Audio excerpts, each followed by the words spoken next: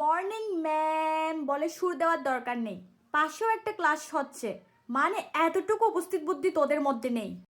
Roll number 1, 2, 3, 40। ক্লাসের বাইরে গিয়ে দাঁড়া, বটতলার পিছনে গিয়ে দাঁড়া, ছেলেগুলো দেখুক। তুই বের হ, না হয় আমি বের হয়ে যাব।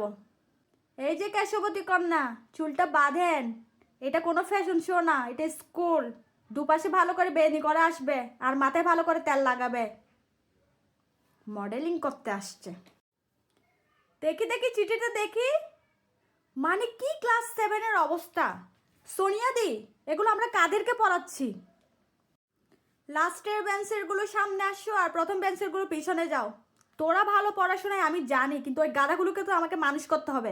কি মাছের বাজার বসাইছেন? এটা কি মাছের বাজার নাকি একটা স্কুল? মানুষ হবি না তোরা।